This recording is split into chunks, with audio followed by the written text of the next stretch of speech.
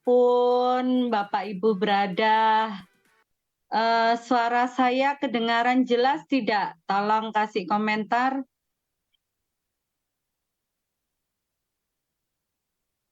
Jelas?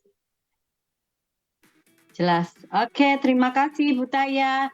Nah, Bapak Ibu, ada yang sudah kangen nggak sama dokter cantik kita, Dokter Meta Melvina yang sangat luar biasa. Oke, Bapak Ibu, sebelum kita masuk ke materi, izinkan saya mengucapkan salam. Assalamualaikum warahmatullahi wabarakatuh. Selamat malam, salam sejahtera buat kita semua. Bapak Ibu, ada yang belum kenal saya? Perkenalkan, saya asisten Sifora Kurniawati dari kota kecil Mojokerto yang malam ini diberi kepercayaan untuk memandu Dokter Tok malam ini ya Bapak Ibu. Dan Bapak Ibu, sebelum kita mulai, Bapak Ibu bisa kirim share-share undangan ya ke semua mitra-mitra karena malam ini adalah malam yang sangat berbahagia bagi kita semua. Karena kenapa?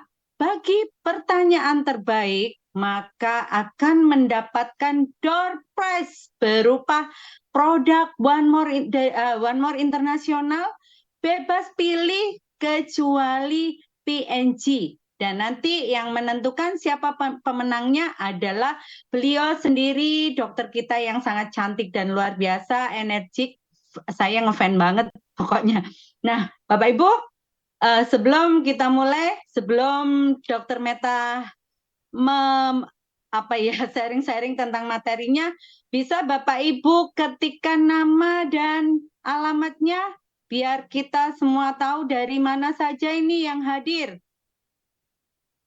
Saya tadi lihat Bu Eni dari Lubuk Linggo, dari Hong Kong tadi juga ada, dari Bogor Butaya, dan banyak lagi ya Bapak Ismail dari Timika, luar biasa Pak Edwin, Bangkalan, Bu Titin Yuliati, Banten ya, Malseni Siahaan, Pak Julius yang pasti selalu setia, Haji Tik Tik, Bu Ana dari Ambon. Wow, luar biasa. Ayo Bapak Ibu, sebelum dimulai ramekan Dokter Tok kali ini dan bilang sama semua teman-teman bahwa untuk Dokter Tok kali ini, pertanyaan terbaik akan mendapatkan door prize. Wow, door prize loh Bapak Ibu, dan kita bebas pilih. Aduh, siapa ya nanti yang akan dapat. Nah, Bapak Ibu, luar biasa ya antusias teman-teman.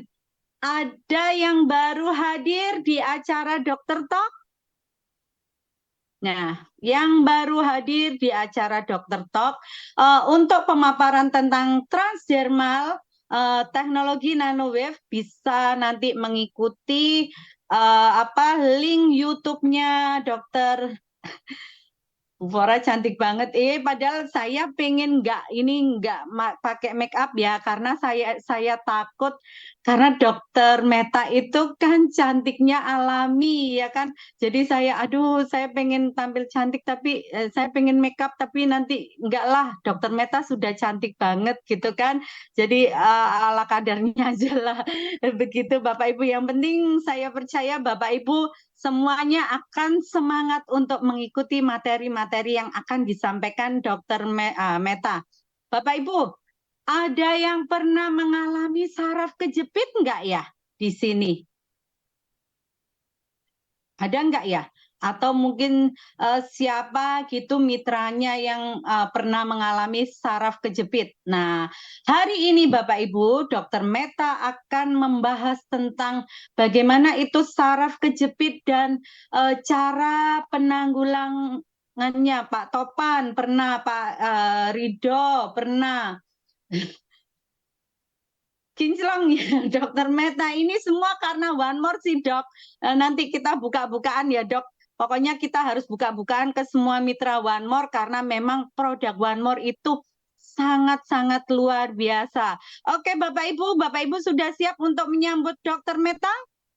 kalau siap tolong diketikkan angka 9999 untuk Dokter Meta. Dokter kita yang sangat luar biasa, energik, cantik, dan agresif kayaknya. Iya dok ya, bener nggak? Oke, kita sambut Dokter Meta Melvina. Silakan dok. Halo, selamat malam Bu Fora dan Bapak Ibu sekalian, sebangsa setanah air dan sedunia. Selamat malam. Saya lagi ada di Pekanbaru nih. Tadi ada yang di Pekanbaru ya. Tapi bukan di Pekanbarunya, ternyata adanya di Kota Dumai. Jauh banget ternyata ini dari Jakarta. Baru nyampe juga. Ini Bu Fora lagi cantik banget, betul. Aku setuju banget deh, itu kayaknya aku dulu yang pertama kali Bu Fora cantik banget. Jadi besar kepala ini dok. Mantap deh, harus semakin ini dong ya, semakin berseri. Cantik dari dalam, cantik dari luar. Tapi kalau lagi saraf kejepit nggak bisa cantik karena jadinya meringis gitu ya. Oke. Betul banget. Ini kayaknya materi malam ini banyak yang ikut ya, karena ternyata yang saraf kejepit juga banyak sekali nih. Baru awal kita buka aja udah ada 132 orang ya yang join acara kita. Ya, semoga nanti bisa lebih bermanfaat ya. Karena ternyata pasien saraf kejepit itu banyak banget gitu. Oke, kita mulai aja Bu Fora, gimana? Siap, ya dok. Teman-teman sudah pada nggak sabar nih kayaknya. Karena tadi saya lihat begitu kita tanya ada yang pernah kena saraf kejepit, ternyata banyak banget dok yang sudah pernah kena. Iya, ternyata nggak enak banget ya kalau kena saraf kejepit itu ya. Oke.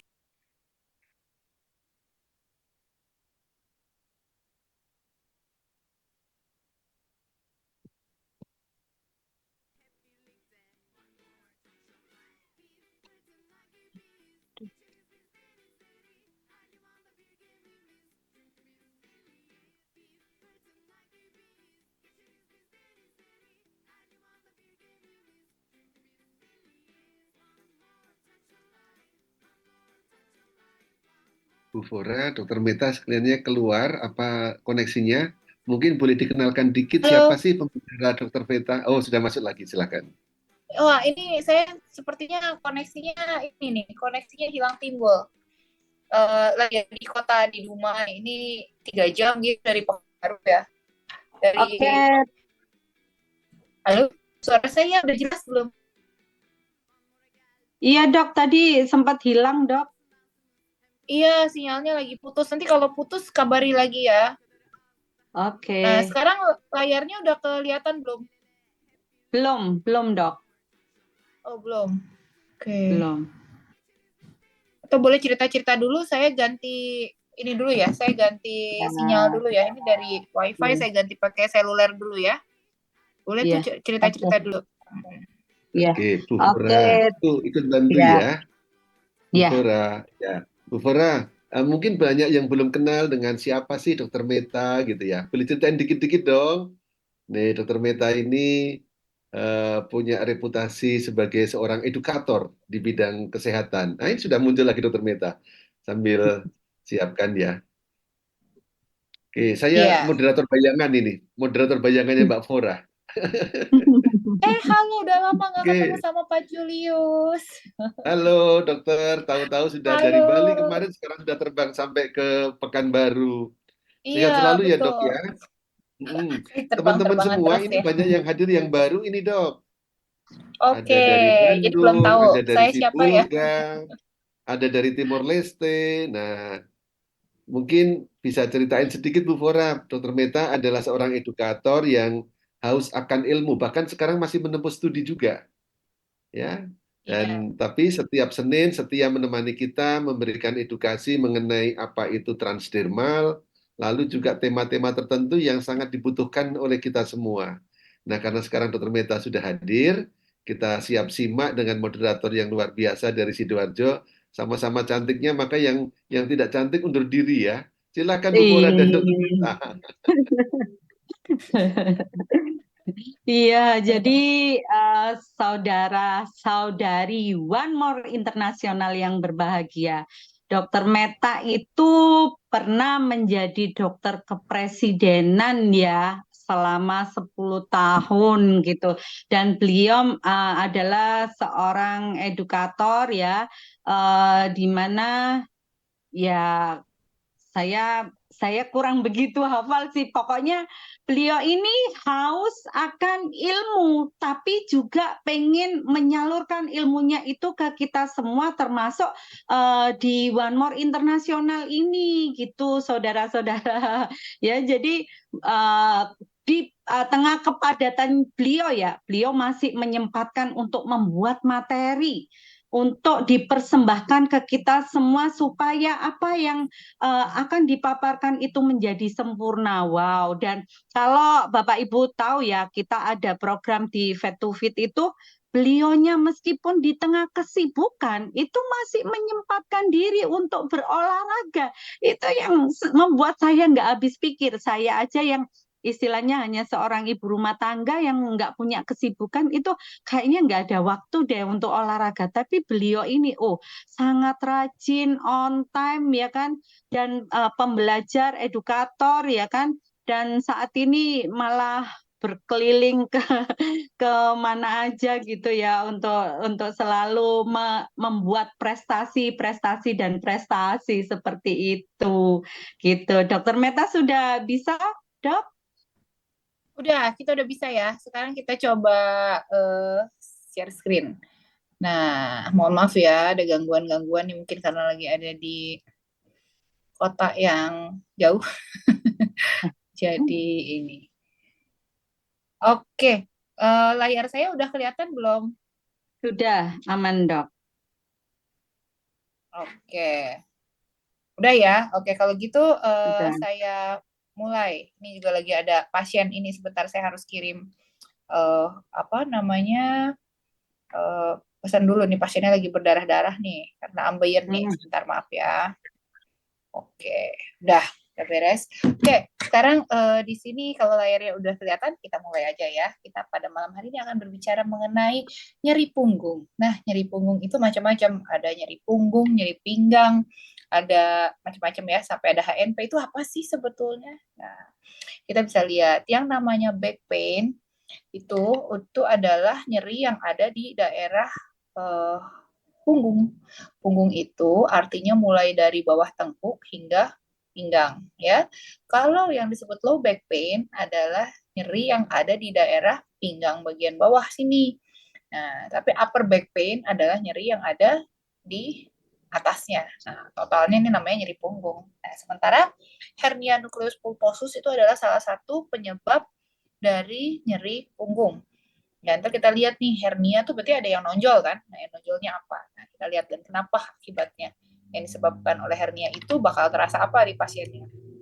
Ya, jadi sakit pinggang ya, atau sakit punggung itu penyakit yang sebetulnya banyak diderita sekali oleh banyak orang ya. Ini bisa terjadi karena banyak faktor nih. Bisa karena postur tubuh yang tidak baik, kebiasaan cara duduk yang salah, terus kemudian otot-ototnya juga jadi kaku, jadi pegel ya. Dan kemudian ada juga penyakit nyeri punggung yang disebabkan karena memang masalah pada spinal disc itu ini apa namanya jadi antara tulang satu dengan tulang bawahnya itu ada bantalan ya. Nah, bantalan itu kalau ada masalah entah di bantalannya atau di tulangnya, pokoknya jadi menyempit gitu, sarafnya jadi kejepit. Nah, itulah yang disebut dengan saraf kejepit ya. Saraf kejepit ini menyebabkan rasa nyeri di daerah punggung atau pinggang gitu. Nah, tujuan kita malam ini belajar mengenai nyeri punggung atau nyeri pinggang ini adalah supaya kita bisa tahu, oh ini benar nyeri pinggang ya, gitu. Bukan cuma otot aja loh, gitu. Tapi ada masalah di tulang belakang atau di saraf kejepitnya. Jadi beda nih, mungkin kita sakit pinggang itu nggak cuman atau cuman ada masalah di ototnya aja, itu bisa ya muscle spasm gitu, habis olahraga salah otot gitu ya. Tapi bisa juga ada masalah di persarafannya, misalnya saraf kejepit. Nah, ternyata di seluruh tulang belakang kita ini masing-masing ruas-ruasnya itu keluar saraf-saraf. Nah, kalau bagian itu terjepit, itu akan menghasilkan nyeri yang sakit sekali. Dan kita juga tahu gimana cara mengobatinya, kapan kita harus ke dokter, dan red flag. Red flag ini adalah tanda bahaya. Jadi nggak bisa dibiarin loh, jangan udah biasa nih kita nyeri pinggang gitu ya. Gitu. Tapi harus tahu kapan nyeri pinggang ini harus kita bawa ke dokter dan cek lebih lanjut ya. Karena kalau cek lebih lanjut juga lumayan mahal kan, biayanya kalau harus sampai MRI ya itu bisa 4,5 sampai 6 jutaan gitu ya. Nah, jadi tipe dari low back pain itu banyak. Nah, kalau dibagi jadi berdasarkan waktunya ya, ada akut, ada kronis. Akut itu artinya sakit di daerah punggung itu kurang dari 3 bulan. Tapi kalau udah lebih dari 3 bulan, menetap terus-menerus, itu kita bilangnya sebagai kronik, jadi kronik low back pain. Nah, tapi itu 3 bulan tuh terus-menerus ya rasanya. Nah, gejalanya apa aja? Bisa nyeri, bisa pegal, bisa kaku, ya. Nah, kemudian terjadinya tuh dari bagian tadi ya toraks gitu, bawahnya leher gitu, sampai ke lipatan pantat. Nah, kemudian bisa juga dia menjalar ke kaki gitu, ya. Dan itu rasanya sangat tidak nyaman. Nah, ternyata faktanya, ini mohon maaf ya, slide saya pakai bahasa Inggris karena kan diambilnya dari jurnal-jurnal gitu, terus kemudian jurnalnya bahasa Inggris semua, dan karena hari ini belum sempat merubah dalam bahasa Indonesia, jadi kita campur aduk nih, ada yang bahasa Indonesia, ada yang bahasa Inggris ya. Tapi kita jelaskan dalam bahasa Indonesia ya, nanti bisa dilihat, dibaca ulang lagi aja. Faktanya, nyeri punggung ini adalah masalah yang sering menyebabkan orang di bawah 45 tahun jadi cacat. Karena banyak orang yang kena sakit pinggang ini terus jadi nggak bisa jalan. Akhirnya jalannya terhambat, jalannya pincang, atau harus pakai kursi roda, atau harus terapi air gitu ya. Dan terjadi banyak di orang-orang dengan usia kerja, jadi usia produktif ya, working age gitu. Nah, dan 50% itu orang tuh bakal kembali lagi, jadi berulang gitu, sakitnya berulang lagi.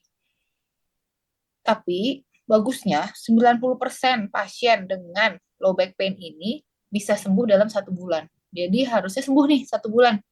Ya, walaupun 60% dari mereka itu bisa sakit pinggang berulang gitu ya. Jadi cedera lagi, entah duduknya salah lagi, entah habis melakukan aktivitasnya juga salah gitu ya. Tapi rata-rata 4 sampai 6 minggu bisa sembuh sih. Nah, kalau misalnya udah lebih dari 3 bulan nggak sembuh-sembuh, itu harus cek lebih lanjut, minimal MRI. Nah, ini yang ingin banget Bapak Ibu mengerti ya. Saya pengen Bapak Ibu bisa mengerti bahwa yang namanya tulang punggung kita itu tersusun dari beberapa tulang, banyak nih tulangnya. Seperti ini. Ada tulang leher, ada tulang toraks itu dinding dada ya. Terus kemudian tulang pinggang. Ini kenapa dibilang toraks atau dinding dada? Karena di sini ada nyambung ke ini ya, rib cage. Itu apa bahasa Indonesia-nya? Tulang rusuk ya. Nah, terus kemudian tulang pinggang dan tulang ekor ya, tulang duduk sini ya. Terus kalau kita lihat susunan tulangnya seperti ini. Bapak Ibu pernah makan sop buntut kan ya? Nah, pernah mengamati dong sop buntut bentuknya seperti apa?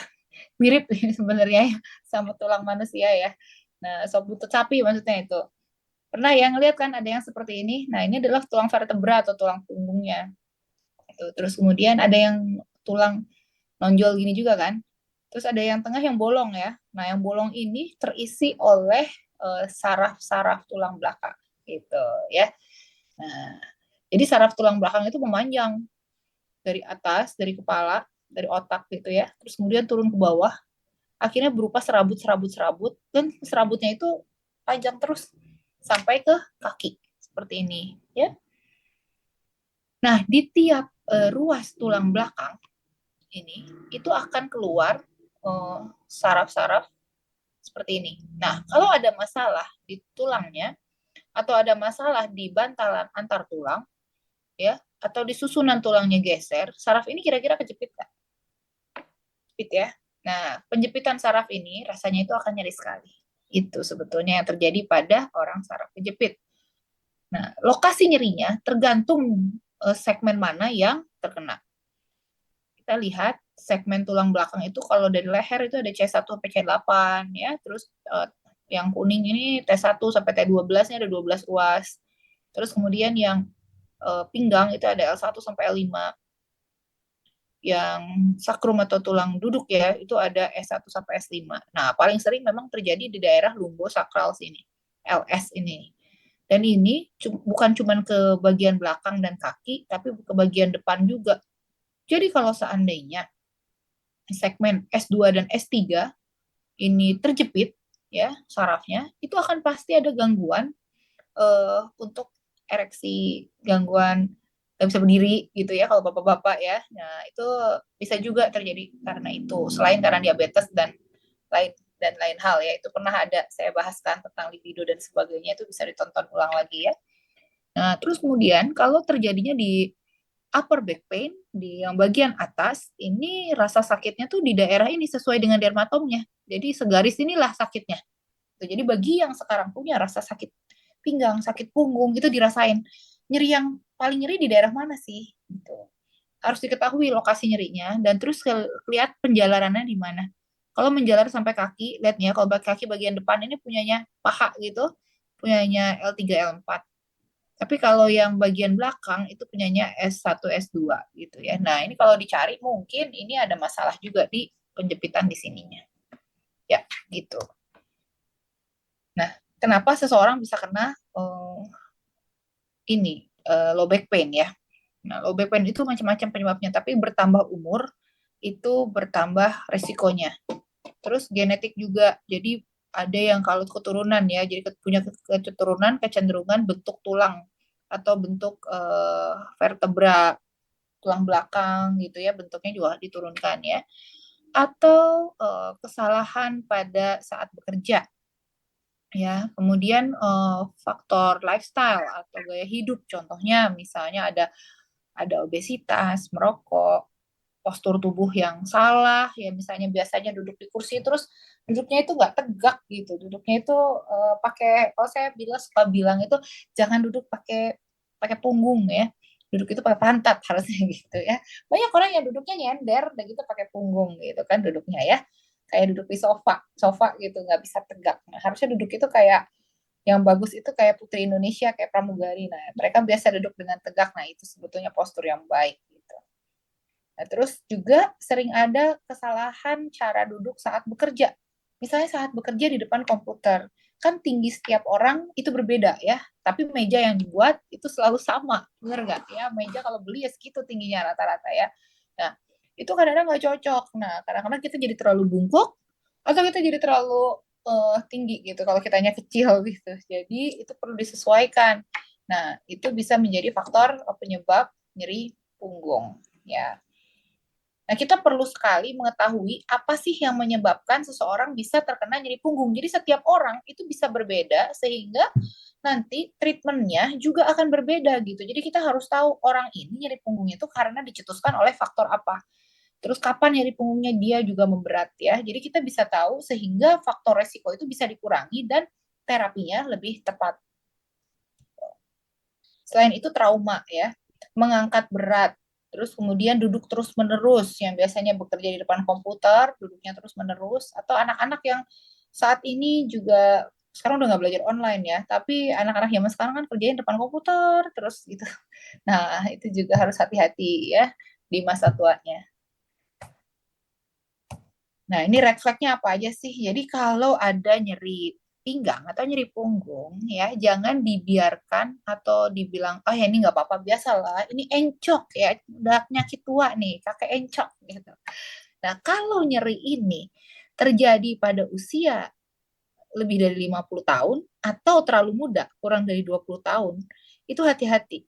Karena bisa aja ada masalah tumor atau keganasan, ya neoplasma itu tumor, atau ada masalah infeksi, contohnya adalah kista tulang kayak gini nih.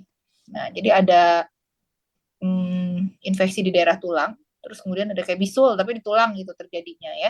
Ini juga bisa terjadi penjepitan pada saraf. Kan ini tulang-tulang belakang ya. Terus kemudian ini sarafnya lewat ya. Saraf itu kayak serabut kabel gitu. Nah, terus kemudian kalau ada pembengkakan daerah sini ya, di sini juga terjepit ya, rasanya juga nyeri ya. Terus kalau ada tumor juga sama nih. Kalau tumor daerah tulang, nah tumor yang biasa menjalar ke tulang itu adalah tumor ginjal, tumor paru, tumor payudara nih. Ini sering banget nyebar ke tulang belakang. Nah, ini juga bisa menjepit sarafnya ya. Jadi jangan dibiarin gitu. Kalau ada histori cancer, ya tiba-tiba udah punya kanker, kok sekarang suka sering sakit pinggang sih, jangan-jangan tuh udah penyebaran dari kansernya. Terus kemudian ada juga penurunan berat badan, ya. Nah, terus ada faktor risiko nih kalau inflamasi atau radang seperti ini, yang kayak ada bisul di tulang ini, ya. Bisa aja ada spinal infection, ya. Misalnya ada sering bolak-balik infeksi saluran kemih. Terus ada histori penyalahgunaan obat, jadi suka pakai obat-obatan narkoba gitu. Terus kemudian atau menggunakan obat-obatan steroid atau imunosupresi, karena apa, bisa aja ada patah di daerah situ ya, karena bisa bikin osteoporosis atau kepadatan tulang itu berkurang. Terus ada histori transplantasi atau HIV. Nah, nyeri pinggang seharusnya saat dia terlentang dengan benar itu tidak sakit. Tetapi kalau maksudnya sakitnya berkurang gitu ya. Nah, tapi kalau malam hari terus tiba-tiba sering sakit di malam hari dan makin memberat di malam hari, itu bisa jadi adalah gejala dari neoplasma atau kanker pada tulang. Nah, kemudian red flag yang kedua adalah compression fracture atau patah tulang vertebra. Misalnya ini sering kali terjadi pada orang dewasa, orang tua kita, kakek kita ya, di mana masa kepadatan tulangnya itu udah mulai menurun, kemudian dia salah duduk aja, bisa ya salah, kalau jatuh udah jelas ya, kalau jatuh gitu, kalau terjatuh itu bisa jadi patah tulang ya, jatuhnya di lantai bisa patah tulang kalau orang tua. Nah, atau duduk yang terlalu cepat bruk gitu, itu juga bisa bikin dia patah tulang. Terus penggunaan kortikosteroid atau steroid, obat-obatan dengan steroid itu juga bisa menyebabkan osteoporosis dan tulang menjadi lebih rapuh ya. Jadi minor trauma, misalnya ada minor trauma, entah kesandung, entah kejeduk, entah salah duduk, atau loncat gitu ya, terus kemudian tiba-tiba sakit gitu punggungnya. Nah, kalau pada orang tua itu harus kita hati-hati karena takutnya sebetulnya ada patahan di daerah situ dan kita nggak sadar di situ ada patah. Kita pikir encok biasa ya. Nah, kalau udah equina syndrome, ini adalah keadaan emergensi di mana membutuhkan pembedahan saat itu juga. Nah, gejalanya adalah saddle anestesi, artinya baal pada area yang kalau saddle itu kayak pelana kuda. Kalau kita naik kuda, pernah naik kuda? Nah, kalau kita naik kuda, itu kan ada bagian tubuh kita yang menyentuh badan kudanya ya, di daerah paha bagian dalam, daerah betis gitu ya. Nah, kalau daerah itu ada numbness atau kayak baal gitu, nggak bisa ngerasain apa-apa, atau malah nyeri sekali, dan kakinya itu drop gitu. Jadi kaki kita kan sebetulnya bisa kita gerak-gerakin ya, bisa ke atas kayak gini, bisa ke bawah. Tapi kalau kakinya itu dibiarin aja, kan kita kalau kaki dibiarin posisinya seperti ini ya, begini ya, kayak 90 derajat gitu. Tapi kalau ini dibiarin kakinya drop, jatuh gitu ya, itu kemungkinan memang ada masalah langsung kejepit gitu di daerah ini saraf-saraf tulang belakang bagian lumbosakralnya ya. Apalagi kalau ada tidak bisa nahan pipis ya, itu juga masalah, karena tidak bisa nahan pipis ini adalah bisa masalah persarafan juga daerah situ ya. Nah, ini adalah red flag-nya. Jadi kalau ada itu udah nggak perlu coba-coba lagi, langsung harus dibawa ke dokter saraf dulu pertamanya ya. Nah, sekarang kita belajar mengenai klinikal evaluasinya bagaimana sih. Terus kita perlu melakukan ini loh, Bapak Ibu. Kan Bapak Ibu sering banyak ketemu klien ya, atau sebetulnya Bapak Ibu juga adalah salah satu penderita nyeri pinggang gitu. Kita perlu evaluasi nih, karena nanti terapinya yang efektif itu kita perlu evaluasi. Apakah terapi ini efektif atau tidak untuk diri kita atau untuk orang-orang yang kita temuin gitu, yang punya pasien-pasien sakit pinggang ini ya. bagaimana cara mendiagnosanya dan klasifikasinya. Saat mengevaluasi pasien dengan nyeri pinggang, kita tuh perlu tanya, di mana sih sakitnya? Bagian mana dari pinggangnya yang nyeri? Apakah pinggang bagian atas atau pinggang bagian bawah? Ini kita perlu cocokkan dengan dermatom sarafnya. Ingat dermatom tadi yang gambarnya orang ya, yang ada peta kayak orang akupuntur gitu. Nah, itu dermatomnya sebelah mana? Itu kita bisa tahu tuh lokasinya sebelah mana nih yang bermasalah atau yang terjepit. Terus bagian kaki yang terasa itu sebelah mana?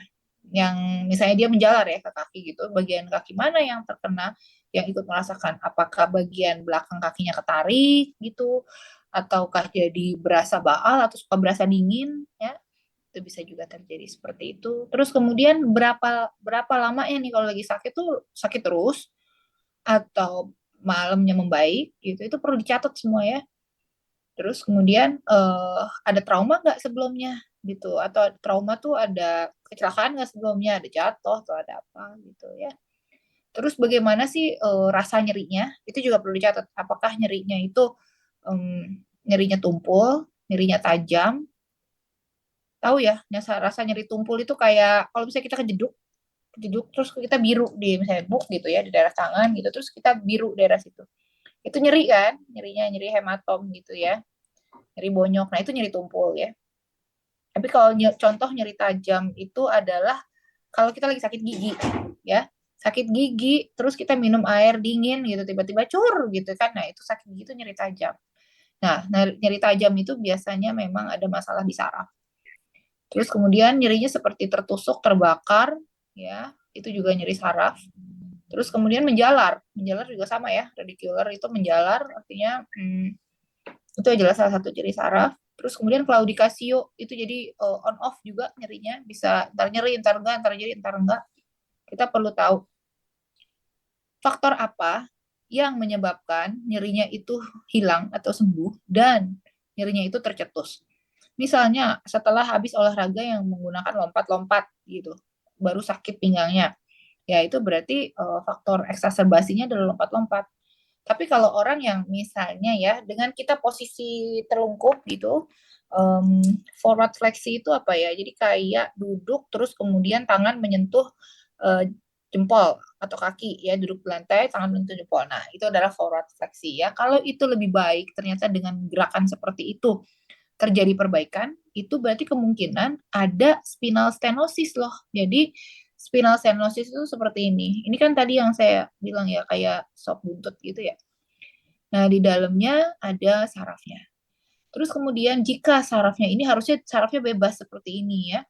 Bebas, lentur gitu. Tapi kalau di daerah sini terjepit, ya spinal stenosisnya karena apakah karena bantalannya nonjol jadi menjepit sarafnya, atau misalnya terjadi karena si tulangnya juga bergerigi jadinya nusuk ke sarafnya ya, pokoknya ada penyempitan di daerah yang harusnya bolong ini ya, itu juga menyebabkan rasa nyeri pada punggung ya. Itu biasanya kalau pasien dengan spinal stenosis, kalau dia forward fleksi bentuknya yang kayak tadi untuk apa, tangan menyentuh kaki gitu, perbaikan ya berarti memang benar ada saraf kejepit gitu. Terus kemudian kalau seseorang dengan bersin, batuk atau mengedan, ya, terus kemudian sakit tuh, kerasa sakit, begitu hacu gitu, bersin terus, gitu langsung kerasa sakit pinggangnya ya, itu kemungkinan ada bantalan yang nonjol sehingga menjepit saraf tulang belakang seperti ini contohnya, herniated disc ini ya, kan antara satu tulang dengan tulang lainnya ada bantalan. Nah ini kan menyentuh gini aja ya. Nah kalau dia nonjol seperti ini yang segmen kedua ini, ya itu akan menjadi sakit sekali ya.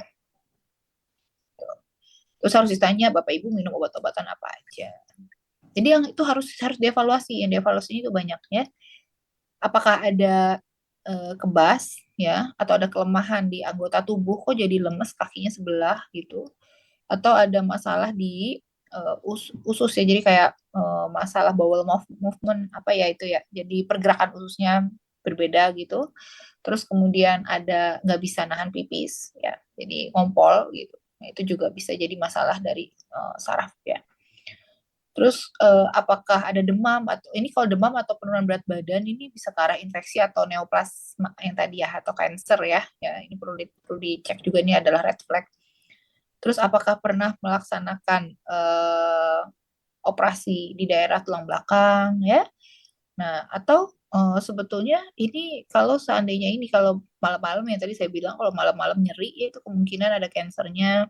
Tapi kalau pagi-pagi kaku itu pagi kaku terus siang nggak apa-apa gitu ya. Itu kemungkinan ada ankylosing spondylitis. Ankylosing spondylitis itu adalah bambu spine.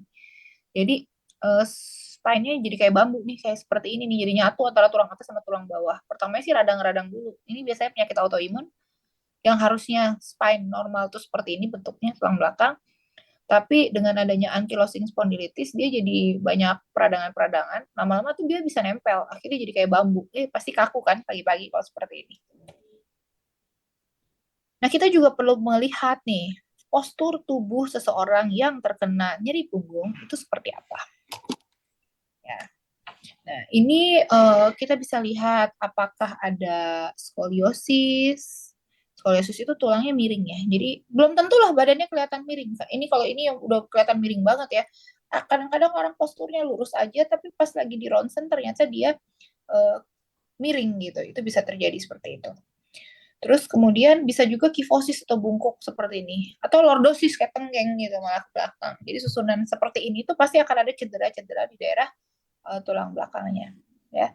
Yang normal seperti apa? Yang normal itu orang normal itu punya 4 kurvatura. Jadi melengkung di bagian leher, terus kemudian melengkung ke belakang di daerah toraks atau dinding dada ya. Terus melengkung ke bagian depan ke arah perut dan melengkung di tulang duduk. Memang harusnya tulang itu nggak lurus banget. Seperti itu harusnya ya. Nah, cara tesnya gimana untuk menentukan bahwa orang ini terkena saraf kejepit? Tuh. Saraf kejepit itu bisa dites dengan cara kakinya lurus, kaki satu lurus yang coba sekarang yang lagi saraf kejepit, apalagi kalau ada di rumah nih boleh sambil kan lihatnya pada pakai handphone ya, coba sambil dicobain ya. Ini kaki lurus, terus kemudian yang ini juga yang kaki kanannya juga lurus, terus gitu naikin ke atas. Dinaikin ke atas, sudutnya berapa? Kalau sudutnya dinaikin ke atas ini harusnya lebih dari 60 derajat nih. Harusnya 60 derajat, lurus sama lurus bisa. 60 derajat bisa lihat dong ya. Kalau ini lurus kan 90 derajat ya, dibagi dua, dibagi ini ya 30, 60 gitu ya. Tapi kalau 40 derajat aja udah sakit, kayak gini aja udah rasa ketarik ya di daerah sini pantat, paha belakang ketarik, itu kemungkinan memang udah ada saraf kejepitnya. Nah, terus kemudian femoral stretch test ini kebalik tengkurap, terus kemudian kaki sebelahnya diangkat gitu. Nah, itu akan sakit di daerah paha sini. Nah, itu juga ada saraf kejepit juga ya. Kalau ini kaki sebelahnya kebalik ya, kontralateral. Tadi cek kaki kiri, kaki kanan. Udah gitu Faber test. Nah, ini kakinya menyilang di atas lutut ya, mata kaki sebelah di atas lutut, terus kemudian ditekan di bagian paha di bagian lutut sebelahnya. Sakit apa enggak di daerah? Ada yang merasa sakit enggak gitu ya. Itu perlu dicek ya. Nah, kita perlu lihat apakah nyeri pinggang ini membuat orang tersebut menjadi geraknya jadi aneh, jalannya jadi susah gitu. Terus kekuatan ototnya gimana? Jadi lemes apa enggak ya? Nah, ini fungsi saraf sih biasanya dokter yang ngecek ya. Kalau bukan dokter memang nggak bisa ngeceknya ya. Itu harus pakai alat-alat kedokteran. Nah, kemudian bisa kita mendeteksi dengan ronsen, dengan CT scan, dan dengan MRI ya. Yang paling sering kita kerjakan itu MRI untuk melihat jaringan lunak, penyepitan saraf, dan struktur otot, saraf, tulang di daerah situ. Nah, seperti ini kita lihat. Nah, ini sampai harusnya lurus ya, ini bagus kan lurus gitu. Tapi udah sampai sini ternyata ada penonjolan bantalan tulang. Ini kan bantalan nih, ini tulang nih bantalannya ternyata nonjol ya. Akhirnya menjepit sarafnya. Nah, ini udah pasti ada saraf kejepitnya kalau itu. Nah, bagaimana cara memperbaiki atau menyembuhkan, mentreatment supaya saraf kejepit ini bisa perbaikan? Nah, ternyata treatment itu banyak sekali. Bisa dari konservatif, bisa dioperasi, bisa disuntik, bisa pakai alternatif, bisa pakai integratif. Integratif itu semua dicobain gitu. Semua terapi dikerjain gitu ya. Gitu. Nah, konservatif itu apa? artinya menggunakan latihan kayak yoga, ya fisioterapi, menggunakan obat-obatan anti nyeri, anti radang, ya intinya untuk supaya nyerinya berkurang, terus bisa bergerak dengan baik, ya dan mencegah kembalinya sakit berulang, gitu. Terus kalau operasi itu dilakukan kalau terapi konservatif itu gagal, misalnya udah di fisioterapi, udah diapain, sama aja kayak gitu terus, udah dikasih latihan banyak, latihan renang, soalnya segala-gala dicobain udah gagal ya, ya itu saatnya dilakukan operasi, bisa disektomi, laminektomi, spinal fusion, nama jenis operasinya ya. Tentunya kita nggak pengen ya kalau sampai harus operasi, tapi kalau memang udah harus operasi ya boleh buat gitu kan. Nah, penyuntikan itu bisa macam-macam nih, bisa disuntik steroid dan anti nyeri ya, bisa di sarafnya diblok, bisa juga di ototnya gitu. Ya intinya untuk mengurangi nyeri dan peradangan di back pain. Terus kemudian alternatif treatment itu bisa akupuntur, chiropractic, terapi pijat ya. Nah, tapi kita nggak tahu kan mana sebetulnya yang paling efektif gitu. Karena tiap orang juga akan berbeda gitu terapinya yang efektif buat orang tersebut. Kenapa? Karena ya itu tadi low back pain itu penyebabnya macam-macam. Tiap orang juga berbeda penyebabnya. Jadi kita perlu evaluasi karena penyebabnya apa gitu ya. Terus kemudian terapi yang cocok buat dia itu apa gitu. Ya. Nah, integrative medicine ini mengkombinasikan terapi tradisional dan alternatif treatment. Jadi lebih holistik gitu. Ini mencakup physical, emotional, sosial aspek. Karena orang yang sakit pinggang ini seringkali dia merasakan frustasi karena sakit pinggangnya nggak hilang-hilang gitu. Padahal dia udah pengen lari gitu ya. Jadi frustasi banget gitu dengan sakit pinggangnya. Nah, ini dari salah satu jurnal sebetulnya untuk gangguan otot dan tulang, itu terapi apa sih? Fisioterapi jenis apa sih yang paling cocok gitu ya? Nah, ini ada studinya tuh. Kalau terapi dipanaskan gimana? Terapi mobilisasi itu ya kayak yoga ya, terus gerakan-gerakan tertentu. Terusnya ada pijat gitu ya. Itu terus dinilai nih efektivitas jangka pendek, efektivitas jangka panjang, terus biayanya sama bisa gampang dilakukan apa enggak sih gitu.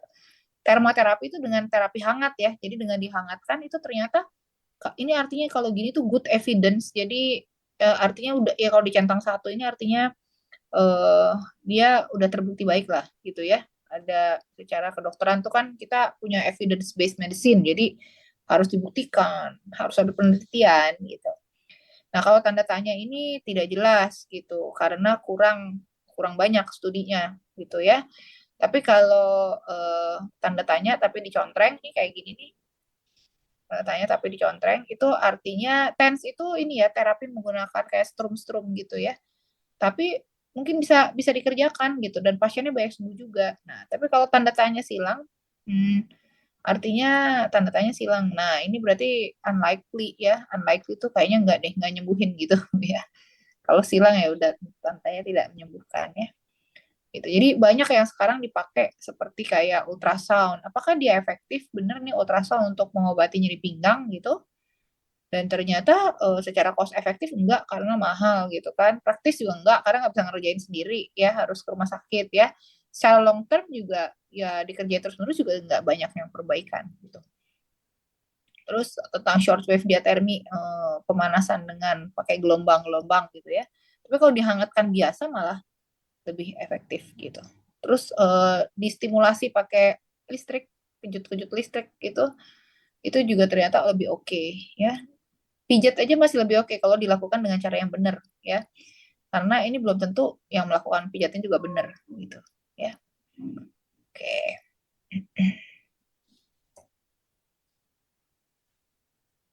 Nah, kalau diatermi atau kompres panas ya atau kompres dingin ya ini kapan diberikannya dan kenapa sih orang perlu diberikan itu gitu. Nah, ini untuk mengatasi nyeri dan mengatasi peradangan dan kan kalau orang yang sakit pinggang itu otot-ototnya kadang-kadang kaku ya kiri kanannya. Nah, dengan diberikan terapi ini bisa lebih rileks otot-ototnya gitu. Kalau akut dikompresnya dingin ya kurang dari 24 jam, tapi lewat dari 24 jam kompresnya panas ya. Bisa pakai di sinar inframerah atau dengan gelombang elektromagnet gitu. Nah, terus kemudian kalau karena spasme otot, nah untuk ototnya bisa pakai ultrasound, tapi ultrasoundnya tidak akan menyembuhkan masalah saraf kejepitnya, gitu. Ya, makanya di slide sebelumnya itu tidak dinyatakan tidak efektif untuk mengatasi masalah saraf kejepitnya, karena hanya membuat ototnya lebih enak dan lebih rileks, gitu. Ya. Nah, terus kemudian latihan fisik atau olahraga ringan, orang yang udah saraf kejepit itu masih boleh olahraga nggak sih? Sebetulnya tetap bisa dilakukan ya olahraga, tetap perlu olahraga karena olahraga ini juga penting ya untuk membangun kekuatan otot lainnya.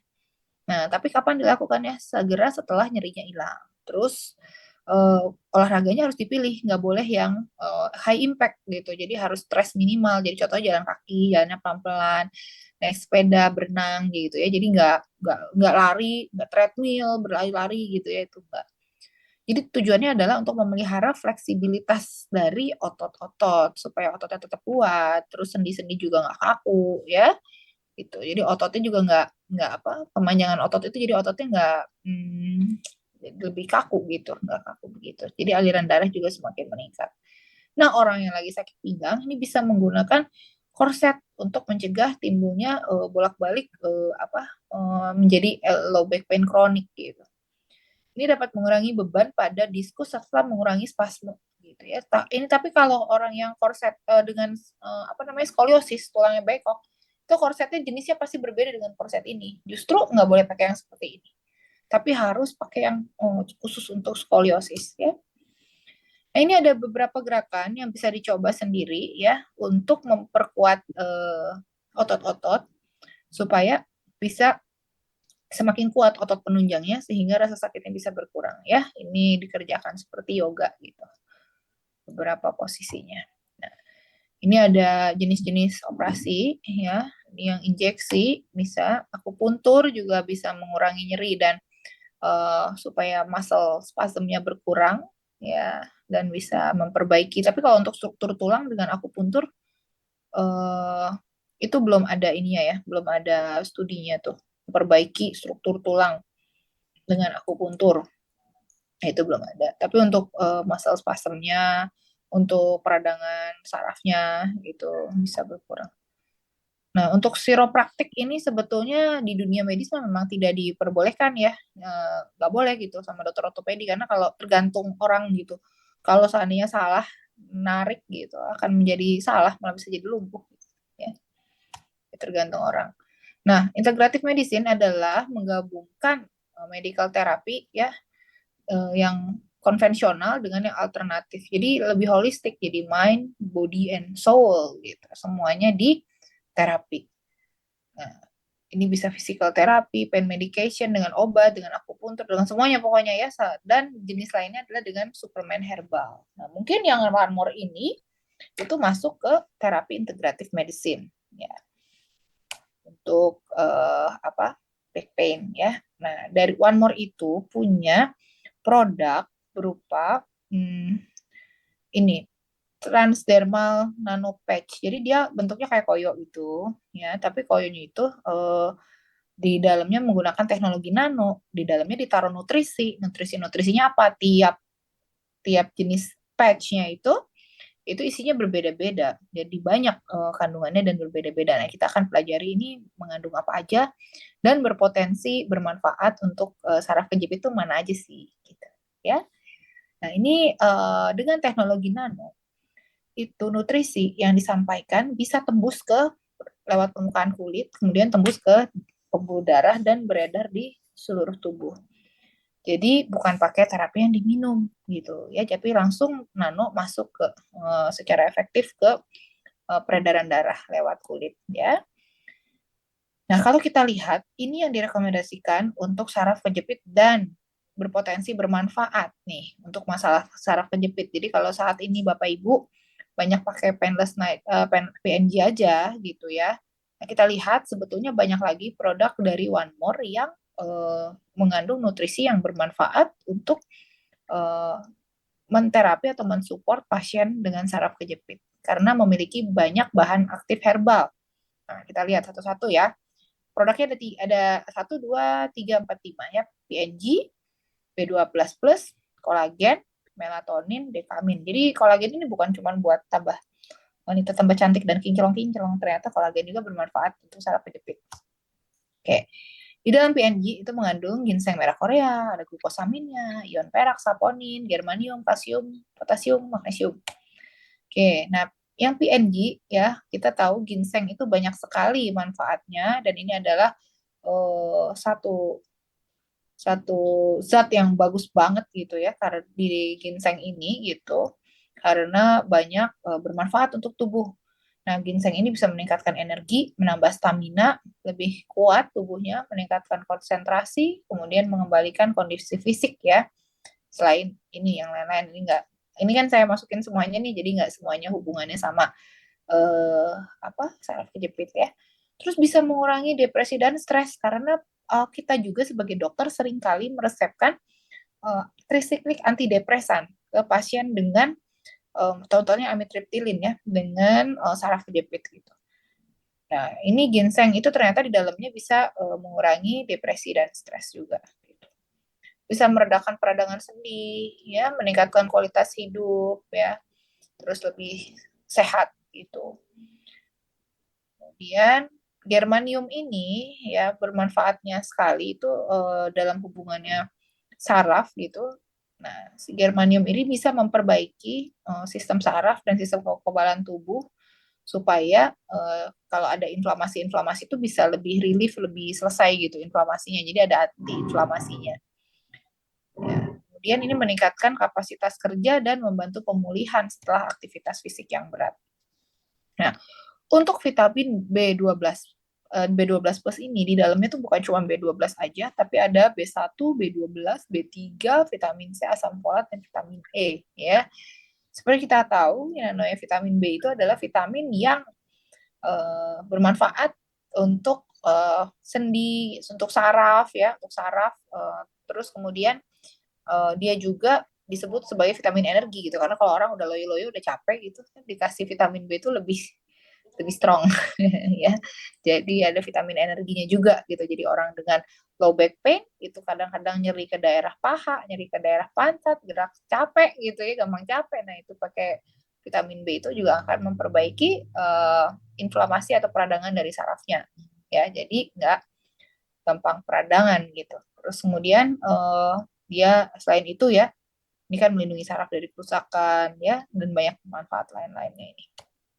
Nah, kolagen ini penting karena apa? Kolagen ini terdiri dari asam amino yang membangun protein. Nah, dan protein ini juga atau jaringan ikat ya, itu sangat penting untuk mensupport tulang dan otot, untuk membentuk tulang dan otot yang sehat. Itu. Jadi untuk tulang belakang kita itu banyak sebetulnya banyak kolagen harusnya di situ. Pertama, bantalan tulang udah pasti ada kolagennya. Kedua, jaringan ikat antar tulang, ligamen, itu juga sama ya, banyak kolagennya. Kalau di daerah situ kolagennya kurang juga akan menjadi lebih depres gitu ya, jadi nggak strong gitu. Jadi akhirnya kejepit juga sarafnya. Jadi penting juga untuk kolagen ini penting gitu untuk di tubuh kita untuk support tulang dan otot yang sehat. Nah, kemudian ini dari jurnal ditulis ada kolagen ini bisa helping the back pain gitu, jadi bisa memperbaiki nyeri punggung ya gitu, karena susunan dari tulang, otot, kulit, tendon, kartilago itu tulang rawan ya, itu dalamnya ada kolagennya. Nah, kemudian dekamin ini mengandung vitamin C, D, K, dan magnesium. Ya, kita tahu vitamin D itu adalah vitamin yang bermanfaat untuk tulang dan dia juga ada antiinflamasinya ya. Dengan adanya jumlah vitamin D yang cukup di dalam tubuh kita, pertama ini kalsium itu di tubuh kita itu tidak banyak diserap ke darah dan hingga mengambil cadangan kalsium dari tulang untuk mensuplai di darah kita ya, jadinya nggak bikin keropos tulang. Terus kemudian mensupport pertumbuhan tulang ya, tapi ini pertumbuhan tulang ini untuk yang masih muda ya, kalau udah di atas 35 tahun sih udah nggak bisa nyimpen kalsium lagi ke tulang gitu ya. Udah nggak ada tuh faktornya untuk nyimpen cadangan. Jadi mencadangkan kalsium itu harus sebelum 35 tahun. Terus kemudian ini banyak ya manfaat-manfaat vitamin D untuk yang lainnya ya, untuk saraf dan fungsi imun juga. Dan jelas vitamin D itu mengurangi kejadian osteoporosis atau pengurangan massa tulang itu ya. Nah, melatonin juga ternyata bermanfaat loh untuk back pain ya. Jadi di sini dikatakan di bagian kesimpulannya, ternyata orang yang diberikan melatonin dibandingkan dengan kelompok yang tidak diberikan melatonin itu terjadi significant reduction in pain intensity saat bergerak. Jadi nyerinya berkurang saat bergerak, itu pengurangan nyerinya tuh banyak gitu. Jadi melatonin itu bermanfaat juga ya untuk nyeri di daerah tulang belakang itu, karena apa, bisa mengurangi proses peradangan ya. Itu ini seperti ini ya, karena bisa menenangkan sistem saraf, melawan depresi gitu. Nah, dari prognosis itu gini, ramalan gitu. Ramalan ke depannya tuh untuk low back pain tuh gimana sih? Ya tergantung keparahannya. Apakah parah, apakah baru gitu. Kalau baru kan baru terjadi ya kurang dari 3 bulan gitu. Itu sebetulnya lebih baik gitu prognosisnya ketimbang yang udah kronik atau lebih lama. Terus kemudian cederanya parah atau penjepitannya parah sehingga menimbulkan dampak yang parah sampai nggak bisa jalan gitu ya, sampai lumpuh ya, itu pastinya untuk lebih sulit untuk kembali, apalagi kalau yang udah jadi kronis lebih dari 3 bulan ya.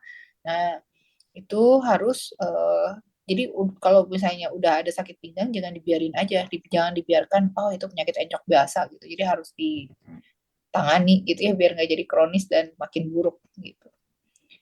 Oke, kalau sampai parah sekali memang dibutuhkan operasi. Oke, gitu sepertinya yang bisa saya sampaikan. Ini tepat 1 jam pemaparan. Saya kembalikan kepada moderator kita, Ibu Fora.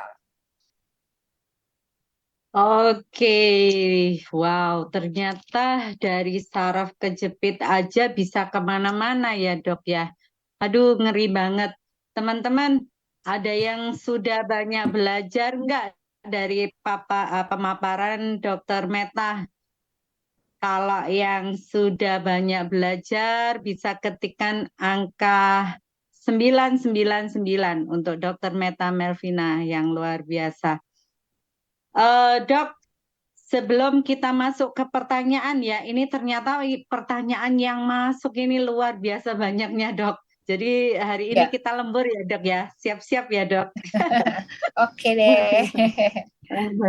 Demi teman-teman semua ini yang luar biasa, saat ini sudah ada 221 orang dok yang bersama-sama kita belajar bareng-bareng. Iya. Banyak ya. Dok, iya betul. Saya jadi keinget dok, pertama kali saya masuk ya, kenapa saya akhirnya jadi mitranya One More?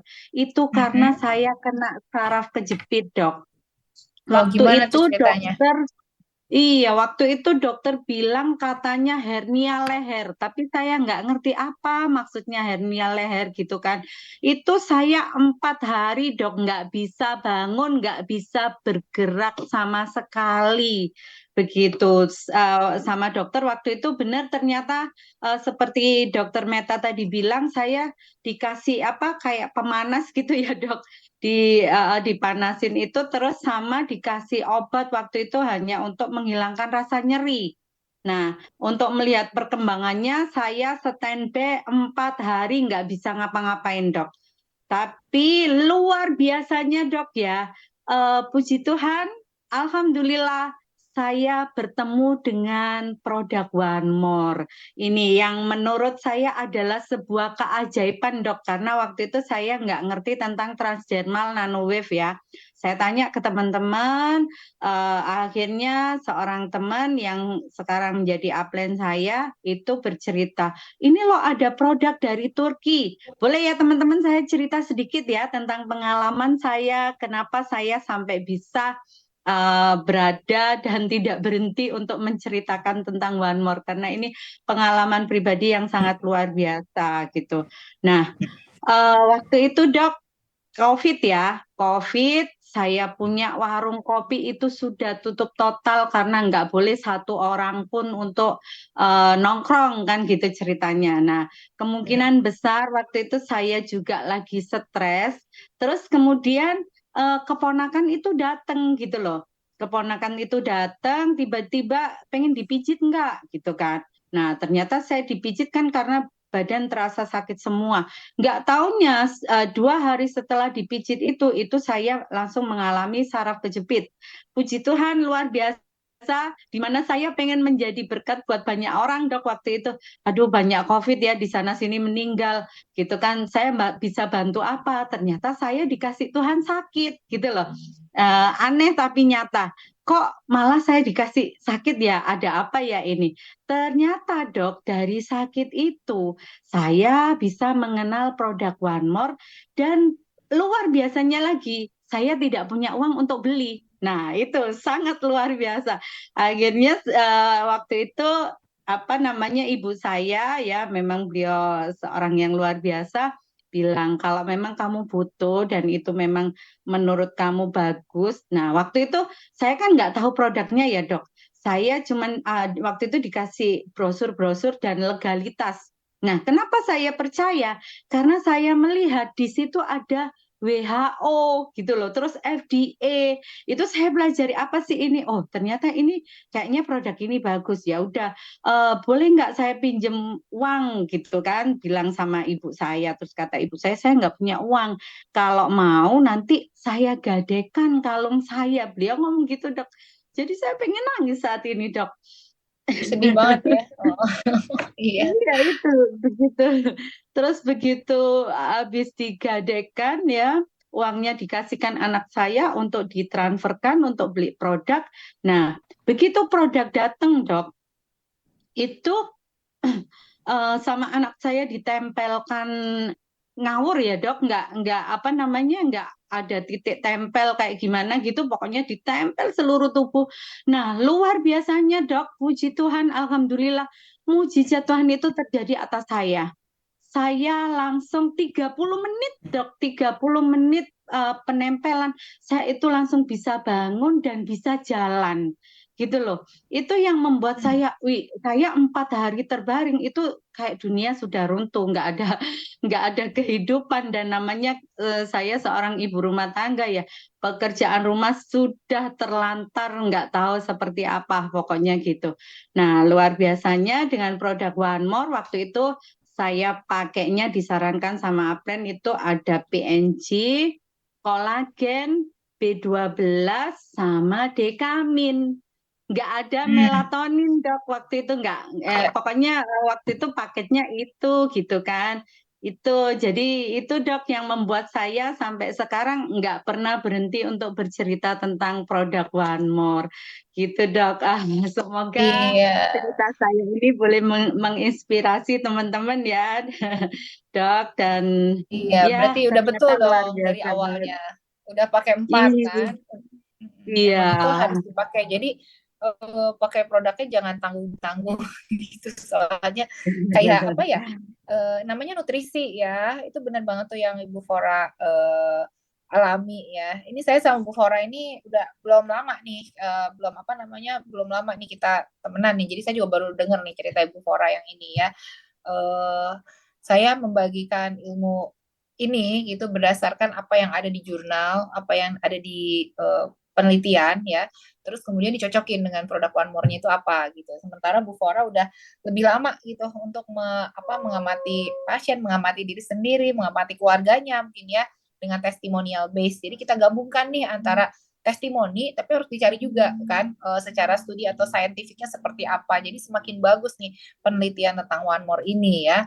Dan kalau dipakai ya betul karena nutrisi ya dipakainya harus semuanya. Jadi nggak bisa cuman mau pakai PNG-nya aja, itu pasti efektivitasnya berbeda dengan yang dipakai oleh seperti contohnya Bu Fora gitu ya, ini pakai 4 gitu, 4-4-nya dipakai gitu, dengan 1 dipakai itu beda. Oke, luar biasa, sangat menginspirasi ceritanya nih Bu Fora. Mungkin ada yang Terima tanya-tanya, udah banyak kasih. pertanyaan tuh kayaknya. Iya, Semakin iya. banyak nih Sekarang orangnya, semakin malam ya. nanti kalau kita terlalu banyak cerita, akhirnya pertanyaan nggak Nggak terjawab tidur ini. loh, nggak tidur loh. Begadang akhirnya. Oke, pertanyaan pertama ya dok dari Lubuk Linggo. Tanya dok, kalau tidak nyeri, tidak sakit, tapi kalau lama berdiri atau berjalan, muncul kesemutan dari pinggul sampai telapak kaki, apakah itu termasuk ciri dari saraf kejepit? Iya, itu nyeri kesemutan itu adalah nyeri saraf ya. Ya tadi saya bilang nyeri saraf itu contohnya adalah nyeri tajam, nyeri kesemutan, nyeri terbakar ya, salah satu atau rasa dingin atau rasa kebas. Nah, itu adalah nyeri saraf. Itu kemungkinan udah kejepit. Juga bisa. Intinya ada iritasi di sarafnya. Perlu dicari apakah itu terjepitnya sementara atau terjepitnya terus-menerus ya. Kalau terus-menerus ya perlu dilihat apa faktor resiko yang menyebabkan itu terjepit. Terus kemudian faktor risiko itu bisa dikurangi dengan apa? Apakah dengan olahraga atau apa ya? Harus dicari dulu ya, kayak tadi kan ya. Dilihat gitu ya. Jadi itu betul saraf kejepit. Oke, Saraf next. kejepit. Oke, next. Apakah makanan juga bisa memicu terjadi saraf kejepit, dok? Tanyaannya. Kalau makanan gara-gara kita makan satu hal terus kemudian tiba-tiba jadi saraf kejepit itu enggak ya. Karena proses Iya. saraf kejepit itu adalah proses peradangan gitu dan proses kayak salah postur gitu. Jadi proses itu sebenarnya pelan-pelan tapi udah terjadi lama gitu ya. Kalau pijat trauma itu bisa ya. Jadi kayak tadi before salah pijat gitu itu bisa jadi salah chiropractic itu juga salah tarik otot. Nah, itu bisa terjadi ya. Intinya trauma kalau itu. Tapi kalau makanan terus kemudian jadi sakit pinggang ya itu nggak ada sih. Kalau makanan jadi asam urat bisa ya, sakit sendi asam urat juga bisa. Tapi kalau jadi sakit pinggang saraf kejepit enggak. Oke, next. Ya, oke, next. Saya Ana dari Ambon. Saya punya pasiennya itu jatuh ketimpa kayu sehingga lidah dan kepalanya terasa kram atau mati rasa. Apakah sarafnya terjepit atau tidak itu, dok? Nah, ini ini perlu ditanya lagi nih pas lagi rasa kram sama mati rasa itu ya itu berapa lama mati rasanya terus menerus gitu dari sejak trauma sampai sekarang. Nah kalau itu ya mungkin ada cedera atau ada saraf yang putus juga bisa tuh karena ada trauma ya, ada ketimpa kayu. Nah terus ketimpanya juga di bagian mananya dulu nih gitu ya. Itu harus dilihat panjang ini ceritanya Dok, ini bisa mohon saraf kejepit maaf, bisa. tadi kayaknya mic-nya ini dibisukan, Oh, bisa dibuka oke kembali. oke. Sekarang gimana? Udah bagus? Masih jelek suaranya? Belum Halo? ada suaranya, dok. Oh, suaranya bagus katanya. Fora berarti nggak ada suaranya. Bagus kan? Ada kok ya, jelas ya. Oh ada, Bu Fora suaranya ada. Oke, jelas kok ya. Oke kita lanjutin dulu. Nah, kalau eh, jatuh ketimpa kayu itu harus dicek Bu, jatuhnya bagaimana proses dia jatuh, yang terbentur kayunya tuh bagian mananya, ya. Terus kalau lidah sama kepala terasa kram, itu sebetulnya saraf trigeminal ya. Jadi kayak orang herpes yang mata itu daerah sini, orang yang bisa Bell's palsy itu saraf trigeminal ya, saraf wajah gitu. Kalau kepentoknya daerah sini ya bisa jadi mungkin itu bukan saraf kejepit tapi emang sarafnya putus gitu ya.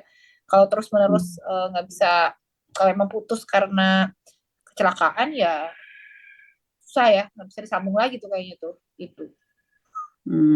Iya, iya. Oke, Next. selanjutnya dari Jepri dari Blora Jateng nih mau tanya gimana untuk menangani tulang ekor yang udah retak sekarang ini jadi kelumpuhan. Jadi bukan saraf kejepit ya ini pertanyaannya. Nah, tapi lumpuhnya itu terjadinya karena penyempitan saraf karena retaknya tulang.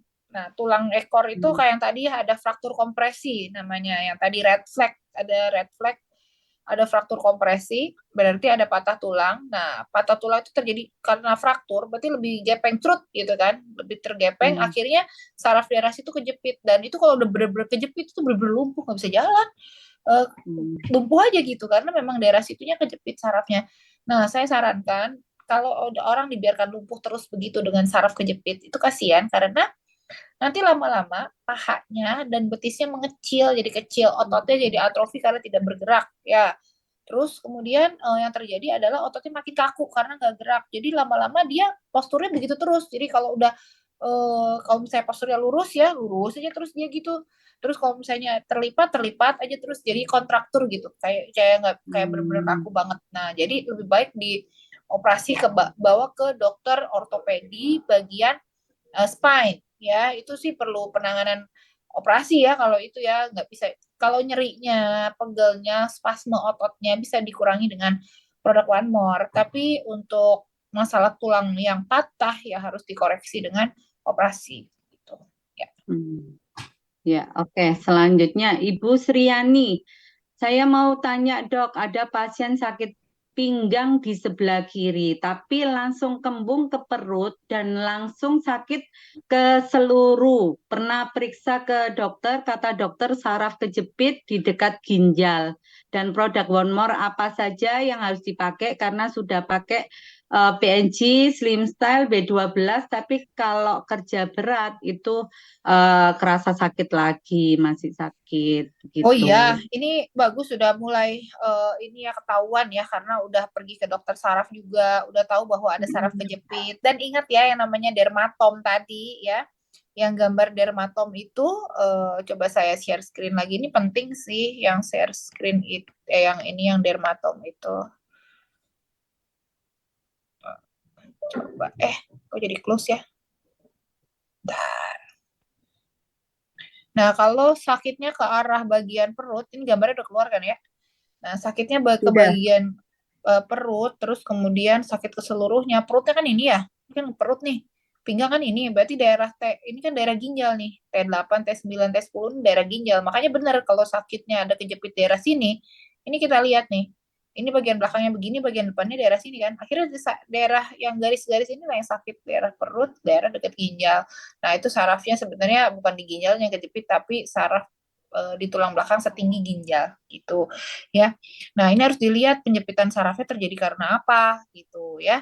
Nah, kalau produknya sama seperti yang tadi yang direkomendasikan ya, ada 5 ya. Tuh, mirip yang Bu Fora bilang, tapi Bu Fora kurang melatonin. Nah, ini ada kolagen, B12, PNG, vitamin dan melatonin ya itu ya.